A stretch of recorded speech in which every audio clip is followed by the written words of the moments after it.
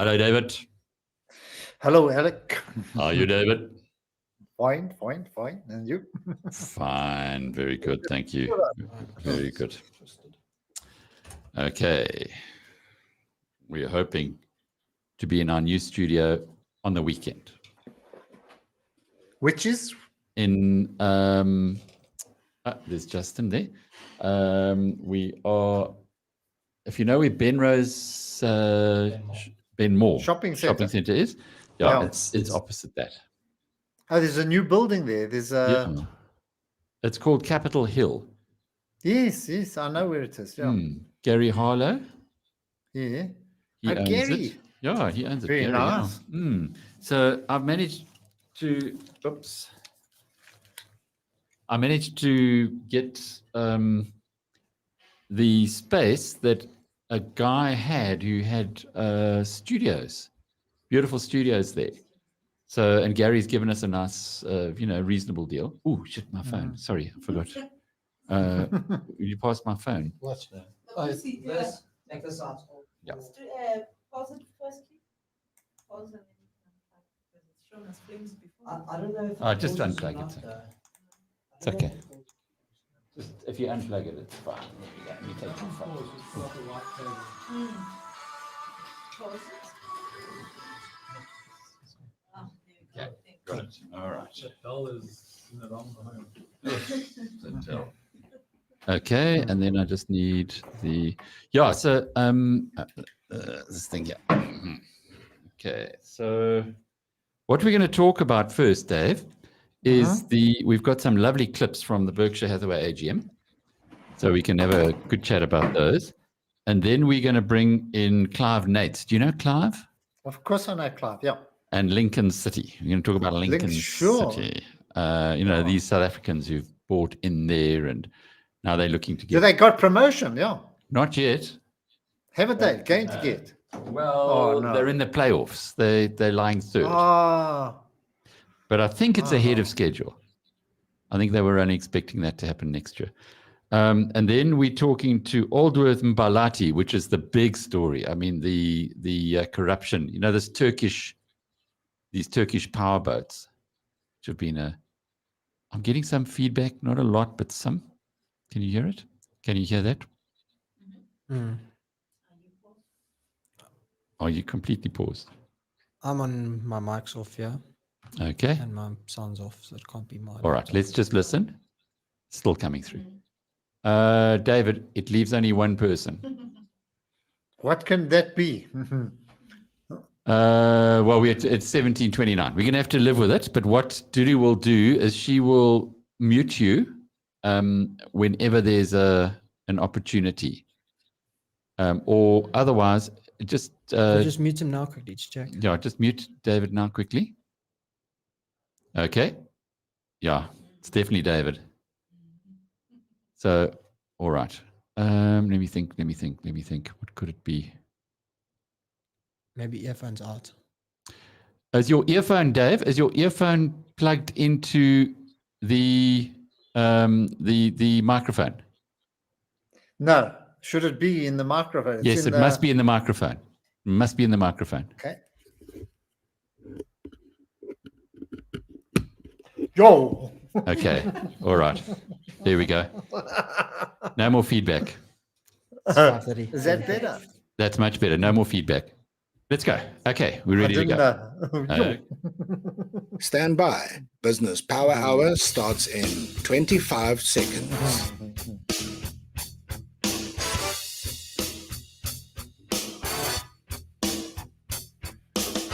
$15 seconds. 10 seconds.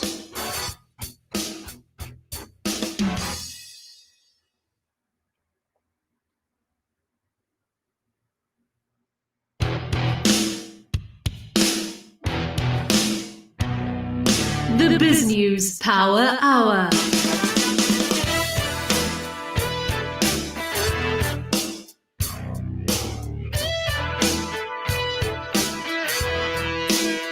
Welcome to the BizNews Power Hour, where we give you the rational perspective on business news that matters. Yeah, very rational tonight. We're going to be speaking at around about the top of the hour, around about 6 o'clock, with Aldworth Mbalati. If you read the Sunday Times over the weekend, you will see that he's making some very serious allegations against Energy Minister Gwede Mantashe. Aldworth owns a company which is, was one of the bidders, a company called DNG Energy. It was a bidder for the round of independent power project emergency, 2,000 megawatts that needs to be added to the grid as soon as possible. He was told that unless he crosses certain palms with silver, he would not get the bid. And indeed, we now know that the Turkish company called Car Power Ship, highly controversial boats that are sitting off the shore of South Africa, taking natural gas, apparently from who knows where, imported presumably, did get the bid. And Mr. Aldworth Mbalati is taking DME to court. Big story. We'll hear from the man himself. On a happier note, over the weekend, it was the Berkshire Hathaway AGM. And Justin, you've been listening to how many hours of the 4? I have been very intently. It was sporadic. I looked at the highlights and I watched those sections. It was fascinating and great to see Warren and Charlie at their tender ages of 90 and 97 respectively, answering all shareholder questions. We will have clips on 3 of those. David Shapiro and I have been to Berkshire a number of times to the AGMs. So no one could be better positioned, Mr. Shapiro, than you to talk about the crummy hotels that at ridiculously priced. I mean, you think about that horrible little Holiday Inn hotel we stayed in, where you're on the railway line and a crossing with big trucks. So you don't get a heck of a lot of sleep. And the cost was $400, which translated into 6,500 Rand for that's how the profiteering goes on in Omaha. So at least no one was profiteered by this time around. In fact, Buffett used to complain about it. You know, he did say that Omaha takes advantage of the, 40,000-50,000 people that do come, and all the hotels.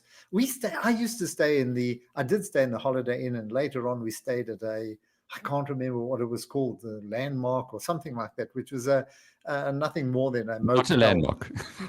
What was it? I can't. It was within walking distance, and there was a sports cafe which was down there. That's where we stayed.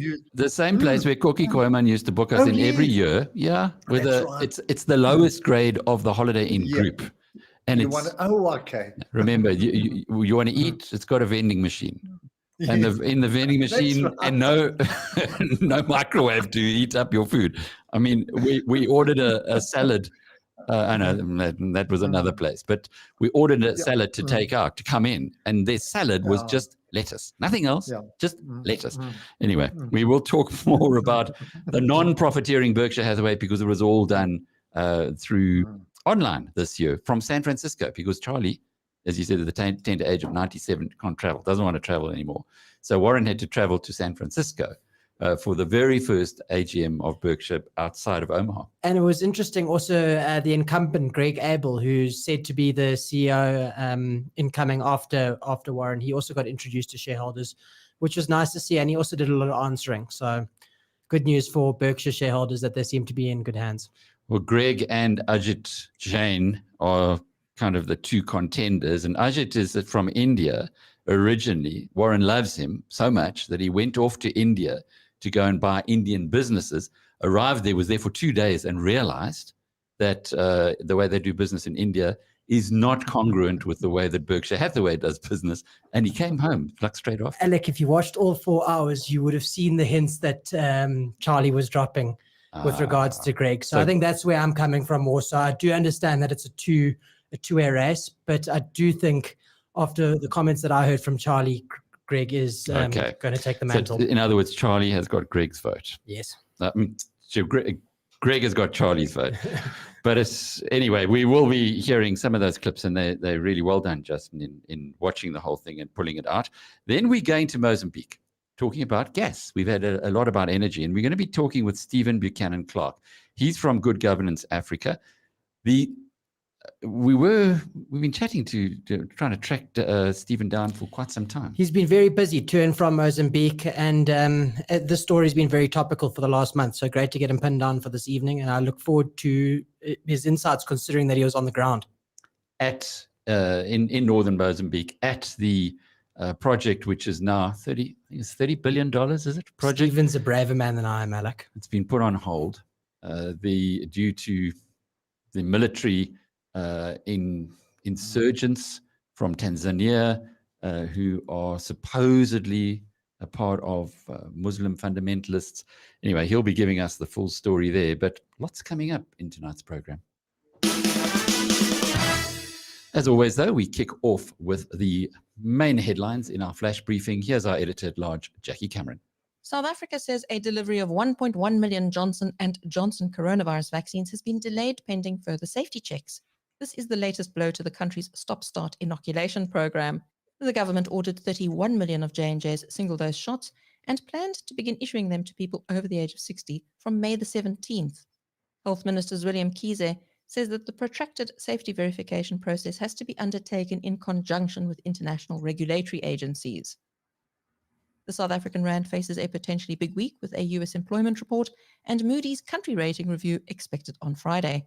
Treasury One currency strategist Andre Cilliers says Moody's is unlikely to downgrade South Africa deeper into sub-investment grade. I don't think that we're going to see any downgrades. I think taking the pandemic into account, taking the little bit of growth that we're seeing coming back into the economy, we're seeing quite a resilient stance from the government in terms of the fiscal expenditure, especially when you look at the negotiations going on around the wage negotiations at this point in time. The government seems to be very resilient and seems to be turning on the screws a little bit in spending.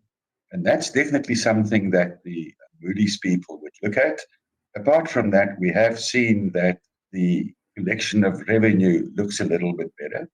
We have also seen that on the commodity space, from the mining houses, that they brought in quite substantial profit figures that was reported towards the end of January. And we should not forget that that bodes well for the fiscus as well, because that means that the tax collection would look a little bit better. And as we see spending coming back on board and people feeling generally a little bit more relaxed, and we are not seeing that massive spending coming in from retailers at the moment, but it seems to be going in the right direction. That would also bode well for the fiscus in the sense that the tax collection from VAT, etc., would look better. You can listen to the full interview with Andre Cilliers on BizNews Radio, which is available on all the major podcast channels and has its own dedicated website, biznewsradio.com. Cryptocurrencies were broadly higher on Monday, with Bitcoin climbing above $58,000, while Ether jumped 6% in New York. Edward Moyer, a senior market analyst at Oanda, is quoted as saying in a note that Ethereum is rising and not much seems to be in its way. BizNews premium partner, the Wall Street Journal, reports that the NFT craze has put Ethereum, the blockchain-based computer network that backs it, on the map again. NFTs, or non-fungible tokens, are Bitcoin-like tokens with a twist. Only one at a time is created, and they aren't interchangeable as currency tokens are. The NFT is connected to a digital work of art or other real-world item and sold as a unique digital property. Since the launch of the National Basketball Association's Top Shot collectibles 6 months ago, NFTs have become a cultural phenomenon. The band Kings of Leon sold NFTs tied to an album release. Twitter chief executive Jack Dorsey auctioned an NFT of his first ever tweet, and digital artist Beeple sold an NFT artwork at Christie's for a record $69 million. And that brings to a close your BizNews Flash Briefing. I'm Jackie Cameron for BizNews. Well, we're going to hear a little more from Andre Cilliers later on in this program with our new currency focus brought to you by Treasury One. We'll also be hearing from Clive Nates, who's the chairman of Lincoln City. David, I went to Lincoln City to see them getting promoted from League Two to League One in England. They're in a position now where they could get promoted to the championship. They come from non-league. So all round, it's quite a big story that Clive Nates is going to be able to tell us about. But we'll be picking up with him in around about 10 to 6 or so, around about that time. But fascinating. We see Clive on our screen now. If you're watching on YouTube, you can see Clive. How's it, Clive? We'll be talking to you a little bit later. Okay, but first, let's find out what's going on with the markets. And BrightRock believes that with every change in life comes opportunity, and the markets aren't any different. The daily movements in the markets mean change for us all, sometimes small, sometimes big. This daily market report is made just for you by BrightRock, the first ever needs-matched life insurance that changes as your life changes. Here's Justin Rowe-Roberts. The JSE All Share started the week low at 66,600. Some of the highlights included gold shares were up across the board, the biggest climber being Anglo Gold, up 10 Rand to 310 Rand a share. Sibanye Stillwater was up 1.5% to 69 Rand a share. MTN lost 3.5% to a shade under 88 Rand a share. The food retailer you love to hate, Woolies, lost 2.7% to 48 Rand a share. And Berkshire Hathaway is up by 2% in New York this morning, following its AGM on Saturday. In the currency markets, the Rand weakened against all the major currencies to 14 Rand 38 cents to the dollar, 20 Rand 03 to the pound, and 17 Rand 37 cents to the euro. Gold is up at $1,794 an ounce as inflation fears linger. Brent crude is up at $68 a barrel, and the premier cryptocurrency will put you back 835K a Bitcoin. What's that about the food retailer you love to I love Woolies. So this is where it actually comes from, Alec. Yesterday I was watching something on Bloomberg, and they were saying you wanna own companies that have pricing power.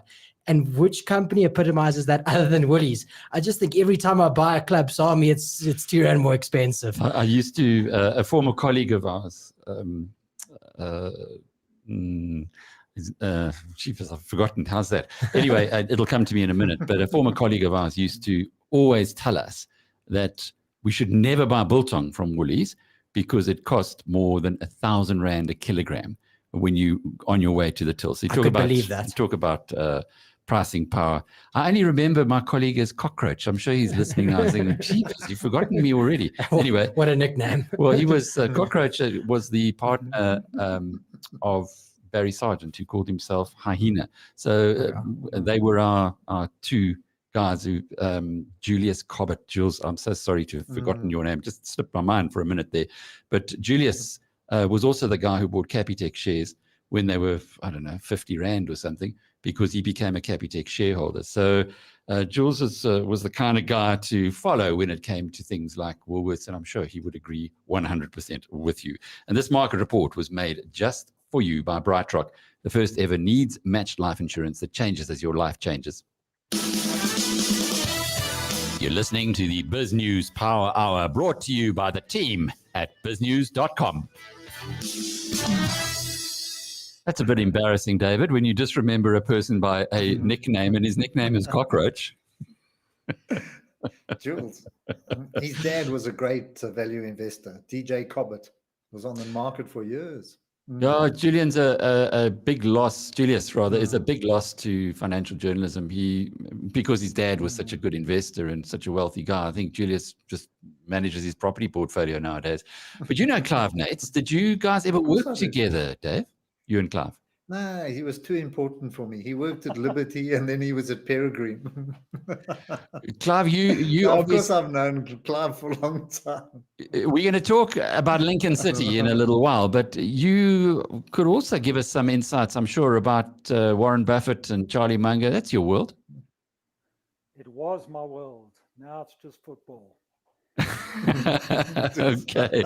Well, we've had Justin has been having a look at watched the AGM, the Berkshire Hathaway AGM that used to be written in concrete in our calendars, David, you and I, for many, many years.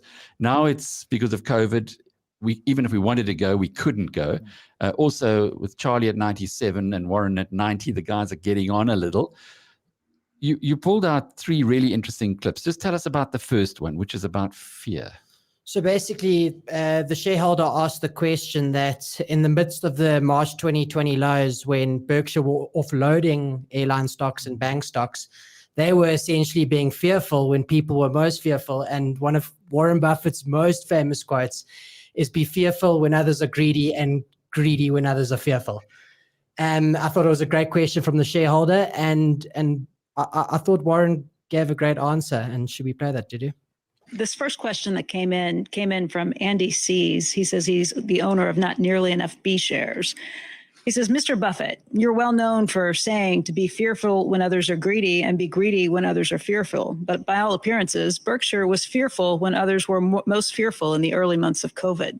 Dumping airline stocks at or near the low, not taking advantage of the fear gripping the market to buy shares of public companies at exceptional discounts, and being hesitant to buy back significant amounts of Berkshire stock at very attractive prices. I'd appreciate hearing your thoughts surrounding this time and how Berkshire approached its decision-making, specifically after it was assured through the CARES Act that the government would provide a robust backstop to the financial markets. I am, just as Charlie is the chief culture officer, I'm the chief risk officer of Berkshire. That's my job. We hope we do well, but we want to be sure we don't do terribly. But we didn't sell a substantial amount. I mean, we're a company with probably $700 billion worth of businesses. Some we own in their entirety, some we own a piece of, and I don't know whether we were sellers of maybe 1% of the value of all the businesses we had at that period. But the airlines, clearly what happened was not their fault in any way, shape, or form. It wasn't like 2008, 2009 when people blamed the banks and hated to see them help. So it was, you look at these figures of $2 trillion for Apple and so on, the entire big four airlines, they sold for about $100 billion almost. I mean, it's a very, very small. Combined, they wouldn't come close to making the cut. I mean, they wouldn't be in the top 50. So anyway, they went into the government. They needed government help, or they would go bankrupt, some of them. They lost prospective earning power. I mean, right now, international travel's not come back. But I would say overall, too, the economic recovery has gone far better than you could say with any assurance. So we didn't like having as much money as we had in banks at that time. So I cut back some of the bank investment. But basically, our net sales were about 1% or 1.5%. And looking back, it would have been better to be buying. But I do not consider it. I do not consider it a great moment in Berkshire's history, but I also we've got more net worth than any company in the United States under accounting principles, and we've got 600 or 700 billion of generally good businesses, and I think the airline business has done better because we've sold, and I wish them well. But I still wouldn't want to buy the airline business. David, so Justin likes what Warren said. What do you think? He later on, he said that the government, they went to government for assistance. And they said that if they had known that Buffett or Berkshire were shareholders, they would have said, you don't need our assistance, go to your shareholders. And he didn't want to be seen as a shareholder, which I think came later. I couldn't pick it up in that clip, but there might be validity to that. I think that they got it wrong in the sense that they did act on fear and they got out. And I don't know whether it was their decision or whether it was Todd and Ted that made the decision. We don't know anymore who actually makes some of the decisions that we discuss later. Clive, do you buy Buffett? He's been preaching to us for years and years and years, as Justin said earlier. Let's be greedy when others are fearful. There was a lot of fear around in March, April, and Buffett was selling. Yeah, he got it wrong, but anybody can get it wrong, as we can see in football. The greedy six, they also got it wrong. Shoes didn't they, just? One of them, surely knows that. Mm. No, Dave, as I was going to say, you're 100% right, and it was something that I was going to mention. He clearly said that if they were 10% shareholders in these airline stocks, which they were, the government would have said, go to Berkshire Hathaway. They've got 150 billion in cash that they're lying on. Go to them for a bailout. But as a result of them reducing their stake or cutting their stake altogether, the government bailout was pretty much the only option to keep these airlines above water. Wow. Justin, there's also history there as well. Buffett has made many comments about the Wright brothers, and about buying airlines. And it was rather odd that he actually bought the airline when he did. So when he said he wouldn't buy it now, I think he's going back to his original view. Alec, you're great with quotes. I can't remember the one that he said about the Wright brothers, which was... he said if there were any capitalists around at Kitty Hawk, they would have shot the Wright brothers there and then, because the destruction of value that the airline industry has visited upon mankind has been quite astronomical. We're just going to pick up one more clip from the Berkshire Hathaway AGM, and that's on cryptocurrency. This is a classic.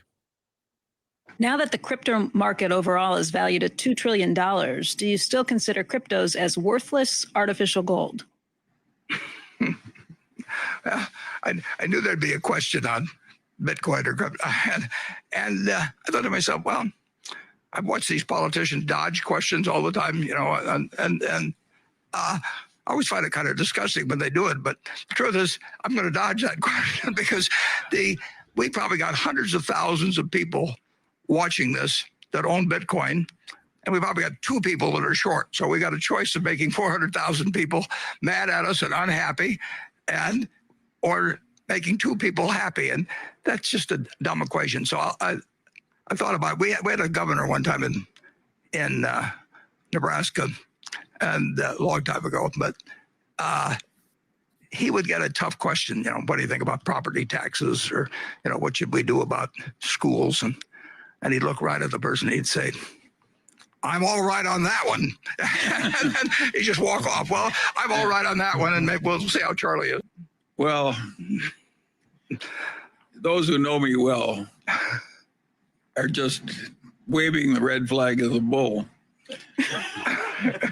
Of course, I hate the Bitcoin success.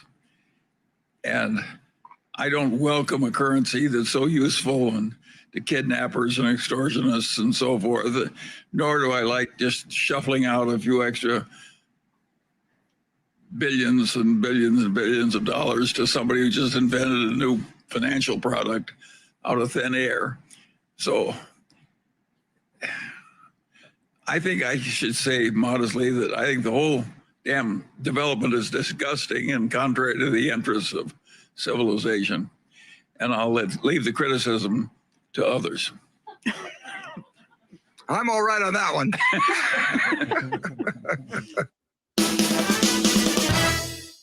Well, I guess we can't top that one, can we? Let's move on to Clive Nates now. Clive, as you heard from David Shapiro, has been in the financial markets in South Africa for many, many years. A few years ago, you decided to get involved in football in England, Clive. We've documented your journey quite well on BizNews, coming from non-league, kind of a hopeless situation, to where you are right now with Lincoln City. Yourself, Ashley Mendelovitz, and Sean Melnick, 3 names well known to the South African business community, big shareholders in Lincoln City, and it's been quite a season for you. Yeah, it has been. We got a budget that is probably only in the 3rd quartile, but we're in the playoffs, which has been an incredible achievement. Also, the youngest squad of all 92 clubs in the Premier League and EFL. A manager, that had he came in last season, had the season disrupted by COVID, and has managed to get a much changed team fighting towards the top of the table. And we were within a couple of seconds of giving ourselves still a chance of automatic promotion going into the final week of the season. So what is a guy who lives in Cape Town, who's been in financial markets in South Africa his whole life, got to do with becoming an owner of a football club in England? This is supposed to be Russian oligarchs and oil sheikhs from the Middle East. It's their territory. Yeah, just a correction. Lived in Joburg for almost all my life, so not Cape Town. But yeah, just football crazy from a kid.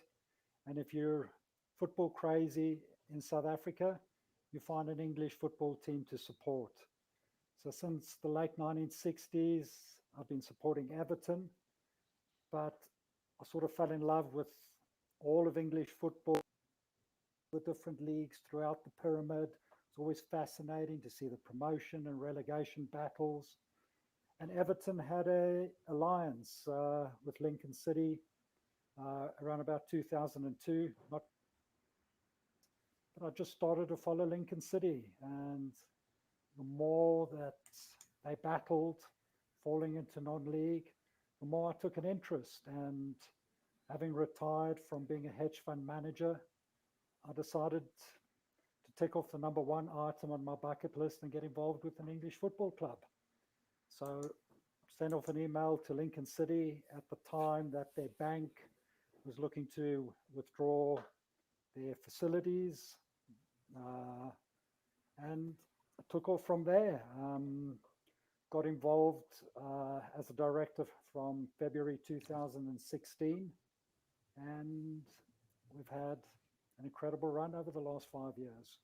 It's a bit like Moneyball. Many of us have seen the movie with Brad Pitt and as the baseball coach in America, who used data and statistics and perhaps coming at it from a different angle to traditional football. Yeah, I don't think it's quite to that extent, but there's a lot more analysis that is now going into the recruitment of players and just everything around this, the sport. So certainly the disciplines that I think I learned as being in the investment world has certainly helped in, trying to take the club forward. So, Clive, it's come from kind of no hopers. The banks were going to foreclose on the business, on the club. How far down did they go? Where was their rock bottom when you got involved, and where are you now? Well, they had spent 5 years in the bottom half of the National League, which is the 5th tier of English football. And the existing manager actually decided to step down towards the end of the 2015-16 season.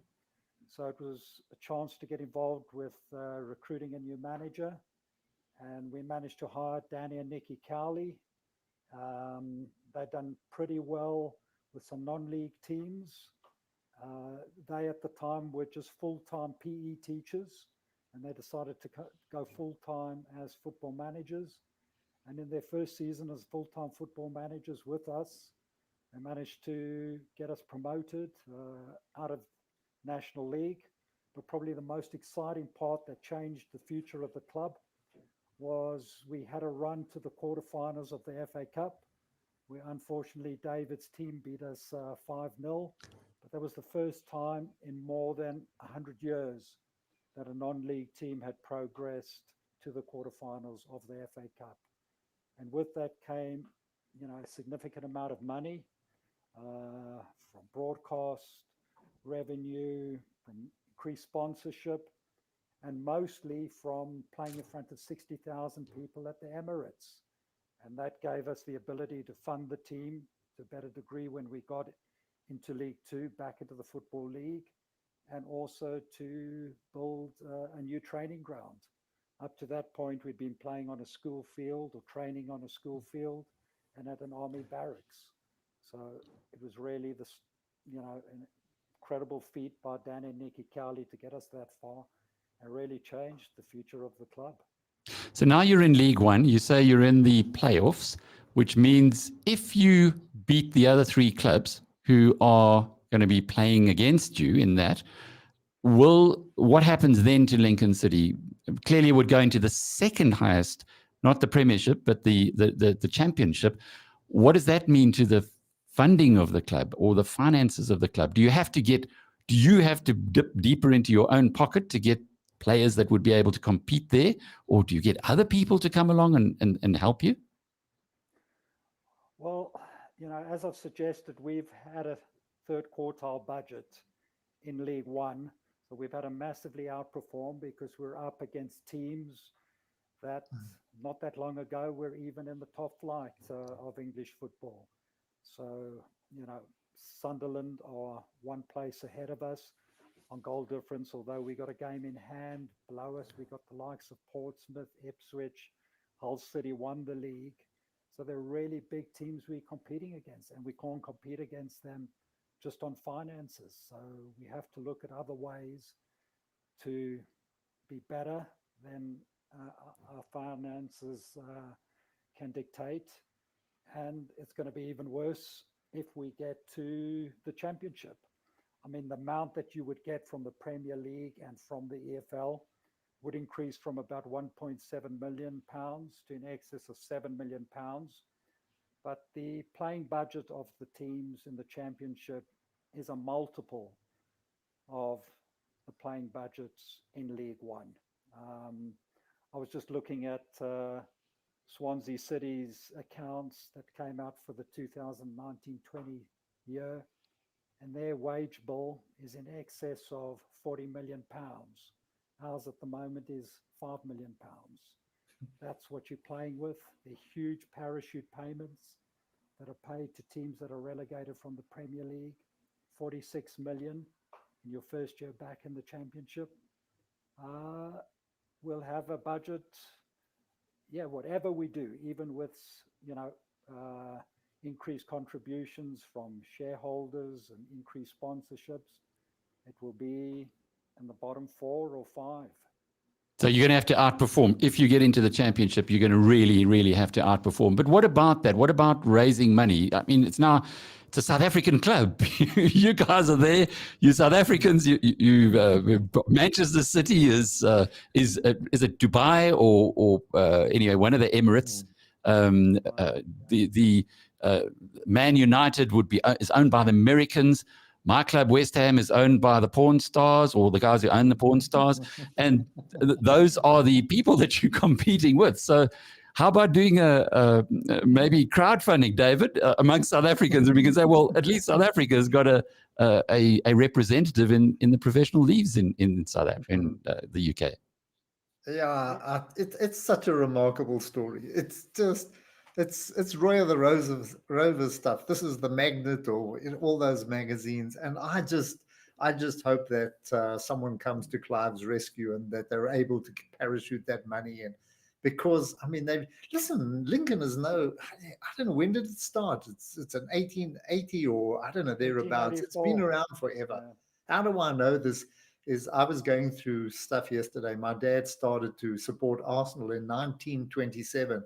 And I found all the articles that attracted him to follow Arsenal, and magazines and cuttings from from the 1930s, and company. There were clubs like Preston and Huddersfield, all of those, because the whole economy was so different.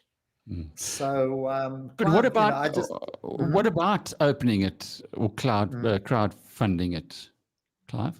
Yeah, well, as you mentioned, Sean and Ashley were the ones that came in originally with me.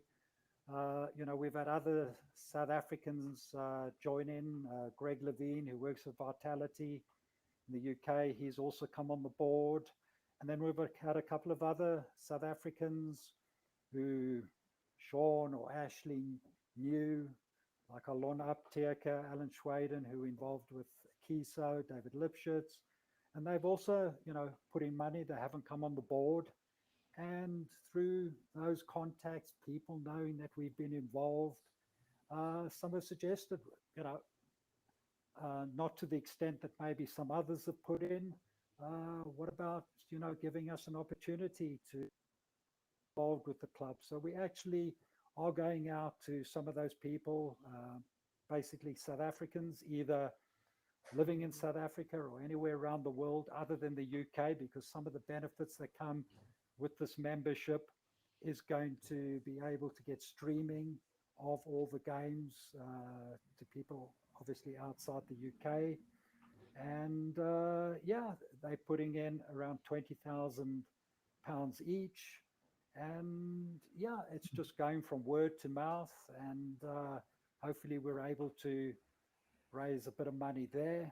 We're also looking at bringing in a US investor that we've made contact with, and that's been ongoing for a few months, but it's just the final formalities, and he should be investing in the club in the next couple of weeks. So, Well, even for those who are not putting money behind you, they certainly could be pulling for Lincoln City, every South African's second club, or maybe some South Africans' first club like yours, Clive. When are the playoffs? When can we watch? the playoffs, we're not sure which night will kick off, but the first leg is on the 18th or 19th of May. Well, you know, we told our community to pull hard for my octopus teacher on the 26th of April, and that helped. So here we go. We'll be with you on the 18th or 19th of May. Clive Nates, the hedge fund manager who's the chairman of the English football side, Lincoln City. You're listening to the BizNews Power Hour, brought to you by the team at biznews.com. Well, as promised earlier, we've now got Andre Cilliers to give us a little more insight into the currency markets. Lots of interest in the rand by every member of the BizNews community. So let's hear what Jackie and Andre have got to tell us this week. This currency focus is proudly brought to you by Treasury One, South Africa's leading treasury solutions company that unlocks financial value for your business. Welcome to the BizNews Currency Focus. I'm Jackie Cameron for BizNews. With me today is Treasury One currency analyst Andre Cilliers to share his insights on the value of the rand. Andre, tell us what's been happening to the rand since Friday. Well, since Friday, we had an interesting one in the sense that we've seen the US dollar retreating from the highs around the 121 level down to almost breaking the 120 level. That caused the rand to retreat a little bit from the 1420, 1418 levels that was the best level seen last week, right up into the sort of mid-50s almost. By this morning, we've seen some retreat again, and that's simply because we're seeing the dollar making some inroads, or rather losing some of its value again, and the euro picking up towards the midst of the 120s. So a little bit of play around the area, and the rand mostly being driven by what happens in the dollar. Can you tell us how the rand's value is linked to the US dollar? Yes, it's not only linked to the US dollar, it's linked to a basket of currencies. And when you look at the value of the rand, we should look more or less at what is our trading counterparts and what is our value of trade with our trading counterparts. All of those goes into a basket, and that really determines the value of the rand. You know, it's so interesting that a lot of people still got this perception, you know, they read the newspapers about all the negativity that happens in the country. And then they want to link that to the rand and decide the rand should be weak or should be strong. Generally, that creates a feeling of weakness, whilst we're seeing totally the opposite. And that's why 70% of what happens in the rand market is really determined outside the borders of this country, linked to international situations. A lot of analysts bracing themselves for a challenging week for the rand, with Reuters pointing out that there's a big week in the US with an employment report. How does that US employment report feed into the rand? Well, the US employment report feeds into the rand simply because that tells us what happens in the American economy. The American economy, being the biggest economy in the world, has got a dramatic impact on the rest of the world and the outlook for the rest of the world. So if you see an American economy doing well, the general feeling is that we'll see the rest of the world economies doing well, and that will filter through into the emerging markets. More so that if the rest of the world's going to do well, there's generally a risk-on situation, which simply means that people are more willing to put money into riskier investments, of which the emerging market space is. You can listen to the full interview with Treasury One currency strategist Andre Cilliers on BizNews Radio, which is available on all the major podcast channels. This currency focus was proudly brought to you by Treasury One, South Africa's leading treasury solutions company that unlocks financial value for your business. Well, we're very happy to have a new sponsor on our program.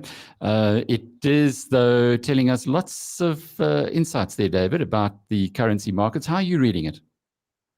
No, very much the same way. It's dollar driven, and you've got to watch the dollar. If the dollar strengthens, the rand weakens, and so forth. And that. But look, there's I'm actually a dollar bull, and I think that if we listen to the inflation story, if inflation starts to kick up and US rates start to kick up, more money is going to flow into the US, which strengthens the dollar, which will weaken the rand. Nothing to do with what's happening in South Africa, but more to do with what's happening in global markets. So I think, as Andre said, 70% is what happens outside of our shores. Well, if it was dependent on what is happening in our country, the rand might have taken an awful hammering today after the weekend disclosures by Aldworth Mbalati, who is the founder and CEO of DNG Energy. He joins us now. Aldworth, you were one of the bidders for the risk mitigation independent power producer project. Let's just put it one side. It's renewable energy. It's to help South Africa get over this hump at the moment. Your story will put shivers down the spine of pretty much anybody who wants to do business with South Africa. You're alleging and you're taking the Department of Mineral Resources and Energy to court to try and stop the award that was made because you allege there was corruption. Just take us through your story and what happened from the time you were asked to go to a restaurant in Pretoria. It's in your court affidavit, but you went to a restaurant in Pretoria and were told certain things. Good evening, Alec, and good evening to everyone that is listening to this phenomenal show today. And Alec is right. My name is Aldworth Mbalati. I am from DNG Energy. And what we do is we come up with creative solutions on how to serve our people and make Africa better. We develop LNG infrastructure, and we also develop renewable projects so that Africa can be on a growth path. So yes, we did bid on the RMIPP program. In fact, we were the highest bidder in terms of the number of megawatts bid in the program. We bid for a total of 1,350 megawatts in the program. That is important to note. And we were fully compliant in terms of materially complying to the original RFQ that was issued. It is important to know that we are homebred. We are not a BE company. We are Black owned. And we believe that in terms of local content ownership, we were majority owned. So the bid at time of bid was over 51% owned by a South African Black firm. And we met all the requirements. So we believe that the process was fundamentally flawed in a sense that it prejudiced not us, but other parties that could have bid in the program. Because never in the history of this country have you seen such a flagship program change its rules almost weekly in terms of changing it, in terms of as if it purports to favor one party over others? And had there been parties that the rules were by the time the bid round finished or closed, a lot of other bidders, I believe, could have bid. And we are not saying that we are the parties with the best solution. We are saying that other parties that could have provided a great solution, even greater than us potentially, could have bid in this. All I'm saying... I get that. Sorry, I get that. But really, what is of interest to us is whether or not you are a sour grapes bidder or whether you have evidence that there was corruption in the awarding of this bid. And I think that's really some will say shortly, the Minister Montash is going to say, well, he was just, he didn't win. The Turks won. They're going to put these power ships off the coast. Mr. Mbalati, just suck it up, move on. However, if you do have evidence of corruption, share it with us. The answer that I can give you is we do not have sour grapes. If you read our court papers, we are diligent in putting our case across in terms of why we do not have sour grapes and why we believe that we should have won. Was there corruption at play in this process? The answer is yes, there was corruption at play. Do we have evidence of such? The answer is yes, we have evidence of such. So without creating a long paragraph answering your question directly, the answer is we do not have sour grapes. And yes, we believe that the process was not fair in terms of giving the rightful bidders what is theirs.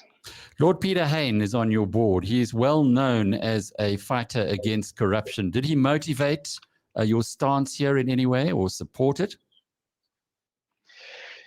Peter Hain is part of our non-executive directors.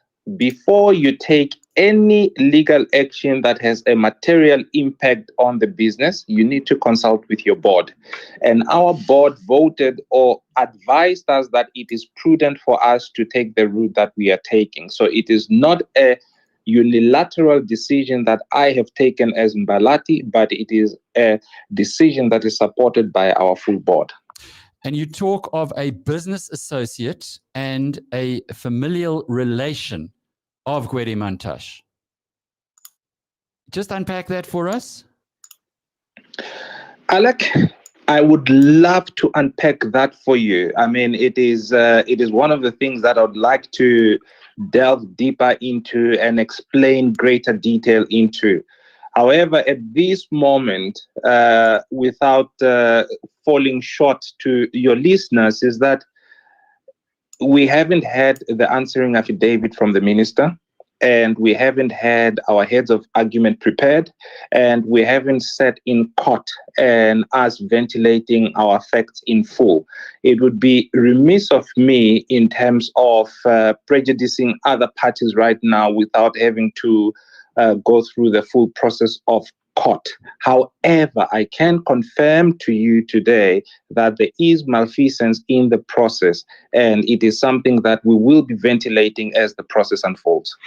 I guess the question on that is to ask whether the people who met with you and wanted you to cross their palms with silver were indeed related to the Minister of Energy. If that's the case, well, then you've got a strong case. But if they are just chances, are you sure that they do have that close connection? Let me answer it in a different manner, Alec. We believe strongly in the merits of our case. And to explain how strongly we believe in the merits of our case, let me explain the gravity. This case has the potential of changing the course of South Africa. And it is not a decision that one takes lightly in terms of approaching the courts to say, hey, we need help. And secondly, it is a double-edged sword that if we are not confident that our case is strong enough, I am a young businessman, and I do not want to destroy my chances of future success in this country, of gaining the reputation that I took government because I had sour grapes. So you need to look at it from putting yourself in our shoes to say that potentially these chaps may have something. And we are confident that we have put in a solid case, and we are further to bolster ourselves by the further evidence that we put on the table in terms of solidifying the merits that we have on the table. So we do not have sour grapes, and we believe in the strength of the merits of our case that we believe that we stand a very good chance that an objective party will find in our favor that there was malfeasance and we were not properly adjudicated. Aldworth Mbalati is the founder and chief executive of DNG Energy. They were one of the bidders, and as you heard there, bid for 1,350 megawatts to inject into the grid through plants at Komatipoort, Malelan, and Kucha. They did not win that bid. The bid was given to a Turkish company called Car Power Ship. well, more than 60% of the bid was given to them. And the Turkish company is going to put ships off the sea. Now, we've heard from energy experts like Chris Logan, who says this is craziness. Well, is it crazy? Is it corruption? The courts will decide. Still with the energy sector, we welcome Stephen Buchanan-Clark, who's head of Human Security and Climate Change Program at Good Governance Africa.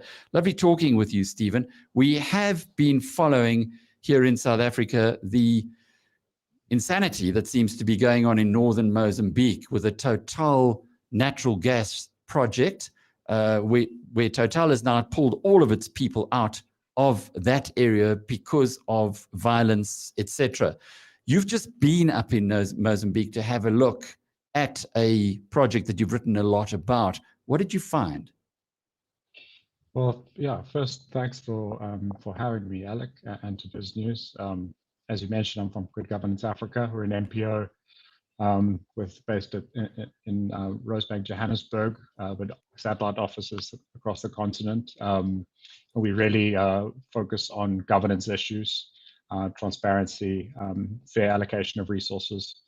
Like you mentioned, I hit up the Human Security and Climate Change Program, and over the last 2 to 3 years, we've really been focusing our analysis on the unfolding political and security dynamics in Mozambique. Like you mentioned, I was up there recently. I think to summarize, I suppose, the insurgency has been 3 years now. The Al Sunna wa Jama, the organization perpetrating these attacks that have been in the news, seems to have grown in terms of its operational capacity and its confidence over the last 3 years. Really, it started back in 2017 as militia with very rudimentary weapons. They seem to have been strengthened over the last 3 years, and as I'm sure you're aware, the Palmer attacks are indicative of that growth and confidence.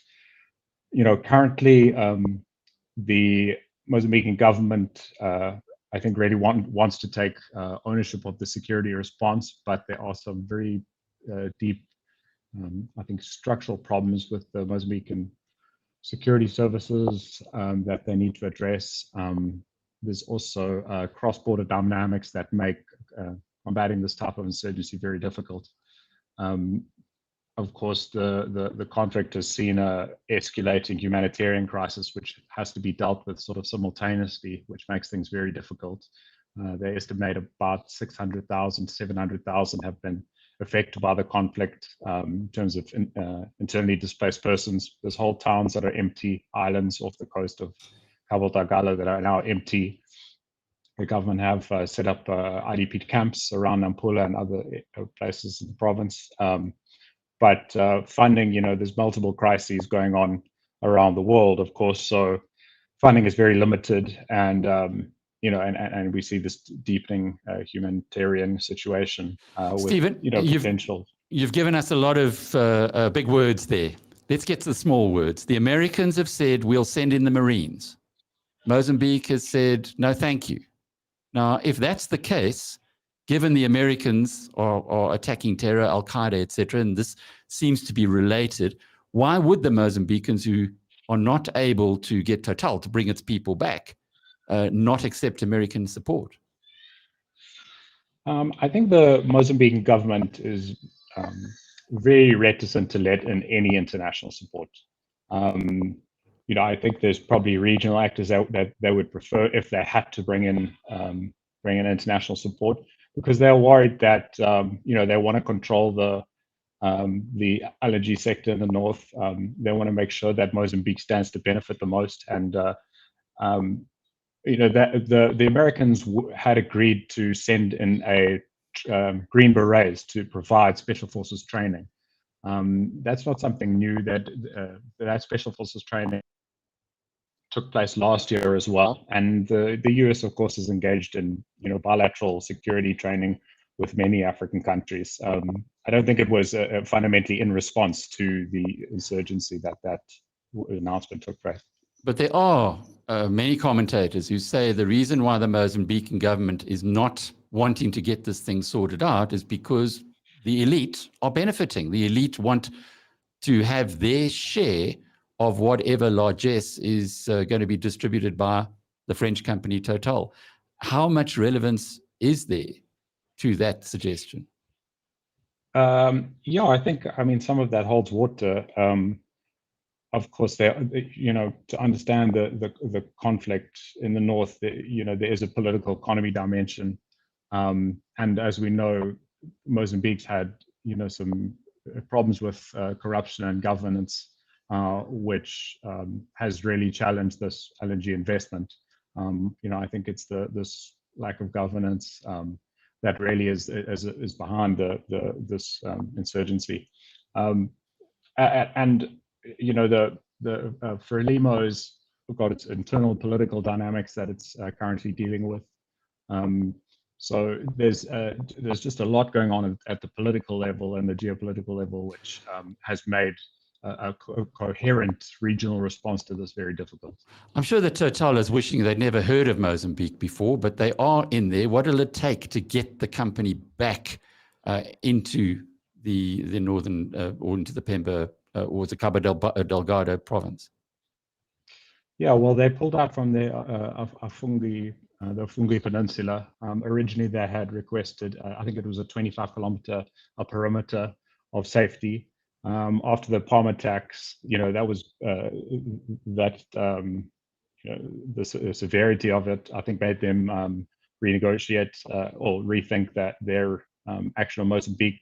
But bear in mind, I mean, Total signed decades-long contracts. So over the long term, this could just be a small blip. And, this force majeure, while they have pulled out, if the situation can stabilize, I'm sure they will be willing to come back in.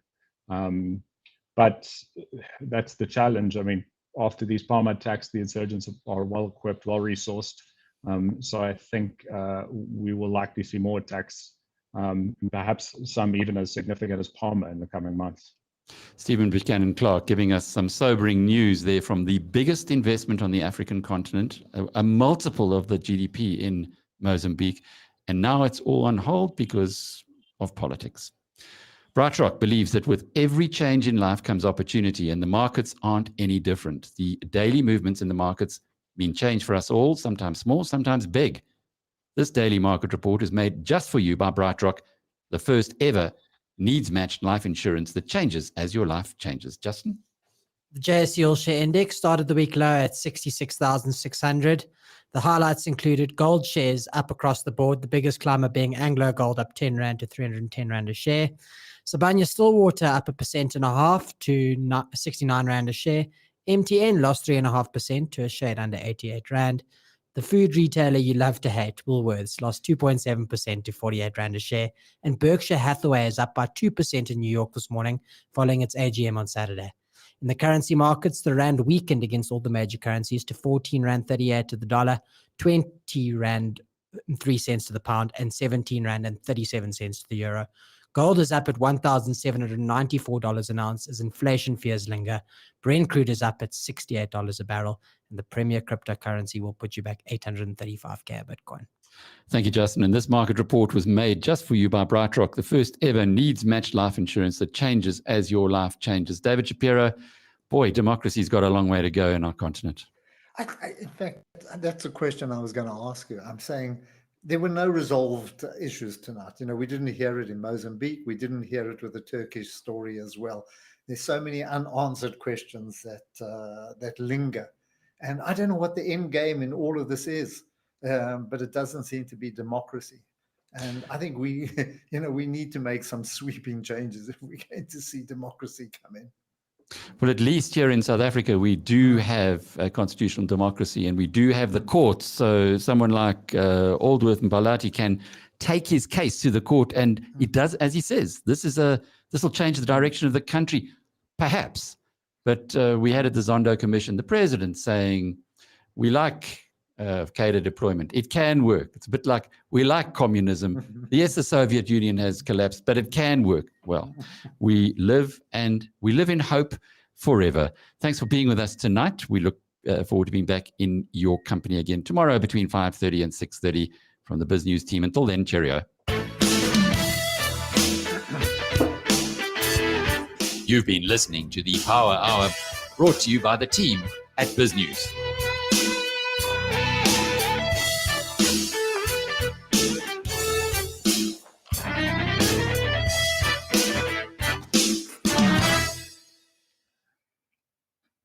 Goodbye. There we go. Thanks, Dave. That was great, man. Pleasure. Thanks. Hey, I think I wonder if Aldous there is a court case coming. I wonder if the Aldous, you still with arguments us? have been prepared. Oh, no, he's not with us. Sorry, I got. Yeah, jeepers. I mean, that what when it gets into the front page of Business Times, then you must know it's quite serious stuff. And then you take it one step further, that they're going to the High Court, and the stuff he says in the. Okay, so there we go. That's Dudu's just put music onto our live stream. But when it goes into the High Court with the kind of allegations that are going on there, he's going to have to prove that this is a family relation of Gwede Mantashe, and that the business associate is actually a business associate, is somebody close to Mantashe. I mean, how do you do that? How do you? I don't know. That's why he said he hasn't prepared his heads of argument at all. So they haven't gone down the line. These are just allegations, and I'm afraid that this is just going to fall flat. When it really comes to the technicalities of a court case, it's not that easy to prove these things, and it's very easy to deny. I was more interested in them. Yeah, I don't know.